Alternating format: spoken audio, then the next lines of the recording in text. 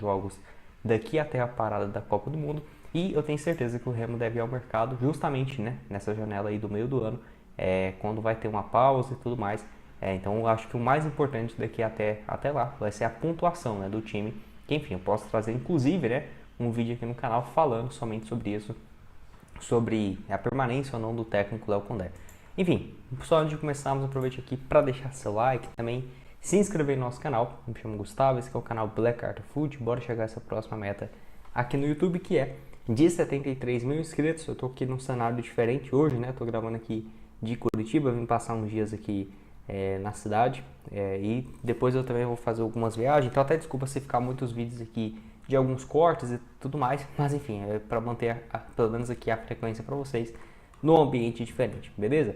Então eu vou começar aqui falando sobre esse caso do Lautaro Dias. Vocês vão lembrar que foi um nome sim especulado em janeiro, que está emprestado pelo Cruzeiro ao Santos até essa atual temporada. Até o dirigente do Santos deu uma entrevista falando que ele vai ficar até o fim da temporada. O empréstimo, primeiro momento, né, seria de 1 ano. Ele chegou em junho do ano passado, ficando até julho desse ano, um empréstimo junto ao Cruzeiro, com um valor próximo da casa, né, naquela ocasião, de R$1 milhão pelo empréstimo, próximo disso, e boa parte dos salários do argentino sendo pagos pelo Santos, né? Então, o Cruzeiro acabou sendo um bom negócio. O Cruzeiro investiu 15 milhões, né? Dificilmente vai ver esse dinheiro de volta. 27 anos de idade, nesse ano pelo Santos não está vivendo uma boa fase, 16 partidas só, um gol. Ele até jogou aí nesse mês de abril, né? Dos jogos que o Santos fez, ele atuou em todos, mas sendo apenas um como titular, é muito mais um 12º jogador. De qualquer maneira, não acho que é um jogador que, nossa, está garantido daqui até o fim do ano. Se o Remo quiser chegar a um acordo, né, com o Cruzeiro, com o Santos, para rescisão desse contrato, né, de empréstimo, eu acho que poderia ser um bom negócio, mesmo o Lautaro Dias não sendo uma peça fundamental no Santos, né? Eu acho que ele seria um bom reserva. Ano passado até chegou bem no Santos, nos últimos 15 jogos, né, que ele fez pelo Peixe. 3 gols e 2 assistências, marca contra o Flamengo, contra o Corinthians também. Teve uma boa sequência ali com o Neymar. E agora nesse ano o argentino sendo mais reserva do que titular, né? Vamos colocar assim. É o nome também que foi especulado, eu ficaria de olho. Não acho que chegaria para ser o titular, um cara absoluto, mas por fazer algumas funções, eu acho que pode ser um bom reserva e quem sabe ganhar essa posição, podendo jogar como segundo atacante, um ponta direita. Acho que ele, o Tagliari, por exemplo, poderia ser uma dupla, ou até mesmo o Lautaro Dias, um reserva do Tagliari, porque eu vejo ele com características muito parecidas. Pode deixar a sua opinião aqui embaixo nos comentários.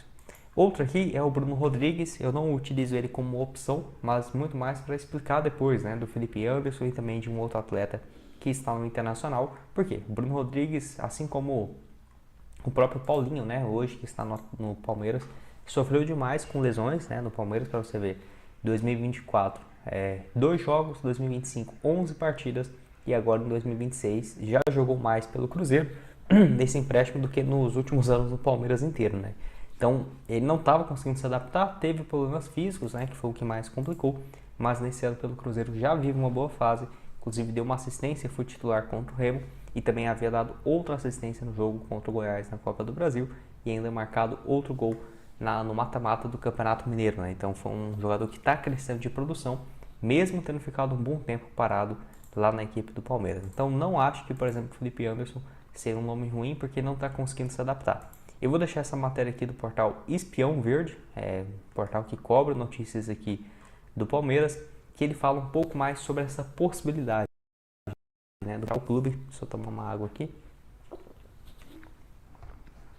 Que ele fala aqui, ó. Alguns clubes do México, Arábia e Itália demonstraram interesse, mas o jogador, pelo menos na janela de janeiro, né, optou por permanecer. Mas aqui, ó, mesmo assim, o Palmeiras já começa a avaliar possíveis substitutos e ainda não conseguiu, né, apresentar um bom futebol com contrato longo até o fim de 2027. Inclusive, o Palmeiras poderia facilitar a ida dele, inclusive, para outro clube no Brasil.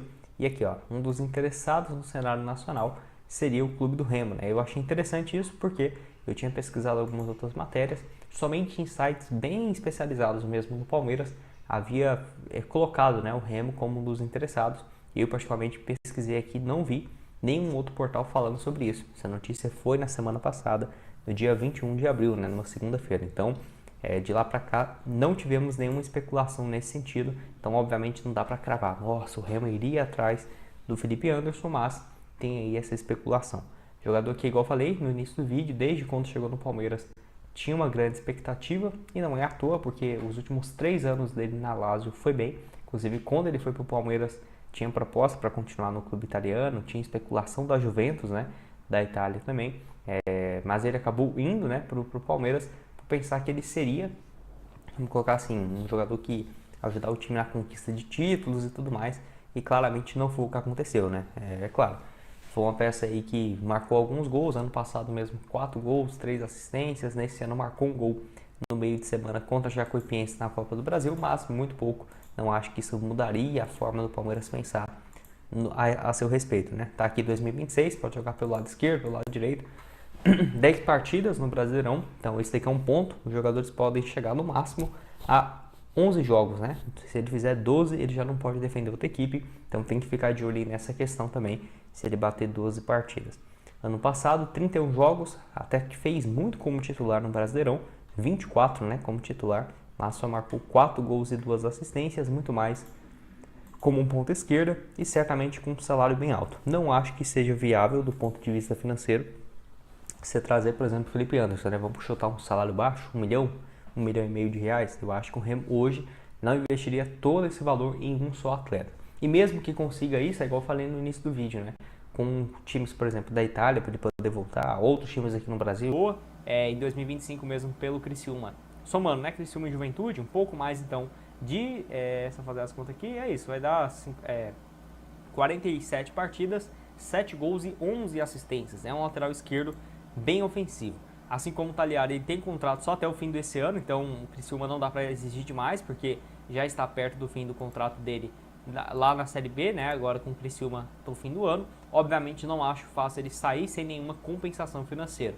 Ano passado fez uma boa Série A, 22 jogos, 20 como titular no Juventude, 2 gols e 5 assistências. 2024 também titular pelo Criciúma, ou seja, tem uma boa experiência na Série A, 2 gols e 5 assistências.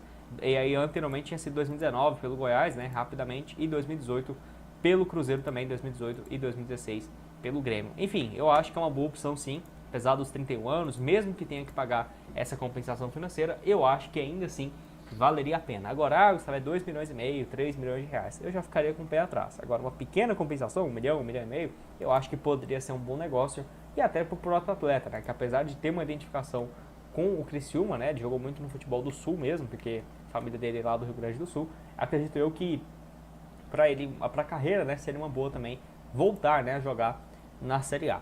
Lembrando, já teve também um anúncio de um lateral direito, né, que é o Matheus Alexandre, que veio aí de empréstimo junto ao Sport para essa temporada, só 26 anos, eu acho um bom empréstimo também. Jogador que só tinha feito 4 jogos pelo Remo nesse ano, ficou no banco aí na estreia do time da Série B. Ano passado havia disputado 35 jogos, 1 gol e 3 assistências, tá? Chega aí até o fim da temporada com uma opção de compra. Que estava aí na equipe do Grêmio e rescindiu o seu contrato. Ele pertencia ao Grêmio, tinha contrato até o fim de 2026 e estava emprestado ao Portland Timbers lá da MLS. Pelo que eu entendi aqui, ele estava por lá jogando nesse ano, né, nessa reta final aí da MLS, jogou 2 jogos em 2026 e rescindiu o seu contrato. Pelo visto ele tinha vínculo até o final de 2026, porque foi um contrato, era bem mais longo, né, pra você ter ideia. Ele foi comprado em 2023 por quase 25 milhões de reais, certamente era um vínculo até maior. No Grêmio ele jogou até bem em 2023, 40 jogos, 2 gols, mas maioria como reserva. 2024, 15 partidas, até ir para o New York Red Bulls, ficou por lá 1 ano, somou 26 jogos, 2 gols e 1 assistência, até essa rápida passagem no Portland Timbers, né? Enfim, jogador que surgiu muito bem lá na base do Nacional, é comprado pelo Sevilla em 2019 por 3 milhões de euros, volta para o Nacional, se destaca e o Grêmio paga quase 4 milhões de euros na sua contratação. De qualquer maneira, está aí livre no mercado, 29 anos, não é um cara veterano ou algo assim, acho que ainda tem uma lenha para queimar. Em 2023 ele foi bem naquele Grêmio, 22 jogos, 21 como titular só na Série A, 1 gol e 1 assistência, mas 2024 desandou bastante e aí acabou que ele perdeu espaço até ir para a MLS, né? Então o Grêmio aí anunciou uma saída muito grande de jogadores, dentre eles aqui o Felipe Carvalho, que é uruguaio, tem dupla cidadania italiana também, meio campista 1,77 m, muito mais, um camisa 8, né, ali um cara que não vai avançar demais, poderia fazer um papel de um primeiro volante também, tá aí à disposição no mercado, pode deixar a sua opinião aqui embaixo nos comentários, beleza? Bora falar aqui de mais um também, que é em relação ao José Martínez, né, jogador que estava no Corinthians, eu particularmente gosto bastante, jogador então que saiu do Corinthians muito por conta do Dorival Júnior, inclusive ele até deu uma entrevista falando, né, que ele ia ser demitido e tal, e acabou sendo demitido de fato, né, para a chegada do Diniz, que foi um técnico que não quis a sua permanência para 2026. Eu acho que ele poderia sim arrumar algum outro clube e tal, mas o que eu vejo, né, muito mais provável que ele encontre alguma outra equipe aqui no Brasil, no qual ele já foi muito bem, tinha ficado um bom tempo lá no futebol dos Estados Unidos, 4 temporadas, jogou um tempo também lá na Venezuela, e estava 2 anos no Corinthians, ano passado 52 jogos, 2 gols e 2 assistências, é um jogador que tem muitos problemas extra-campo, né, isso é de ser levado em consideração, mas ainda assim, mesmo com os altos e baixos dele, ó, ele teve ainda 24 jogos de 2025, seria de fato uma contratação espetacular para a realidade de uma Série B. Inclusive o jogador tinha, né, naquela época, o interesse, a vontade, era de defender o Leão, segundo informações divulgadas pelo pessoal do Remo na Veia. Foi muito mais uma negociação política, né, entre os dois clubes argentinos, o São Lourenço e o Barracas Central, para o empréstimo do jogador na Argentina. No ano passado ele foi, né, cedido ao Barracas, não foi tão bem, 23 jogos apenas, titular 10 vezes, e não marcou nenhum gol. Voltou para o São Lourenço e vem jogando bem nesse comecinho de ano, 5 jogos, titular nas últimas 3 rodadas e deu uma assistência. Eu assisti esse jogo, um pedacinho do jogo, né, entre News Old Boys e São Lourenço, aí tava ali à toa, domingão de tarde, né, esperando ali os jogos do Brasileirão, 3 horas da tarde, aí eu ouço, né, o nome do Nahuel Barrios e lembrei, falei, putz, esse cara aqui foi quase contratado pelo Remo, né? E a situação dele hoje é até mais favorável. Por quê?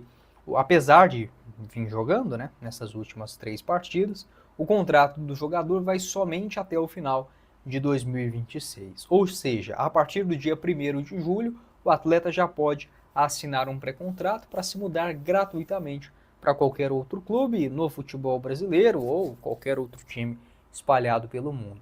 E não é um jogador caro, tá? Não é uma informação oficial, tá, gente? É apenas uma estipulação com base de salários de outros atletas argentinos. Diferentemente aqui do Brasil, quando qualquer jogador de um clube importante está se destacando, você já sabe que ele ganha 200, 300, 500, 1.000, às vezes até mais, 1 milhão. Não é o caso do futebol argentino. Muito provavelmente o Nahuel Barrios tem um salário inferior a 150 mil reais mensais. É claro, quem me dera eu ganhar 150 por mês, mas para o futebol, né, não é um valor impossível de se arcar, não. Para mim, é uma aposta que o Remo poderia fazer na janela da metade do ano, quando fica, né, à disposição a janela internacional, no dia 27 de julho. Aqui está o mapa de movimentação do Nahuel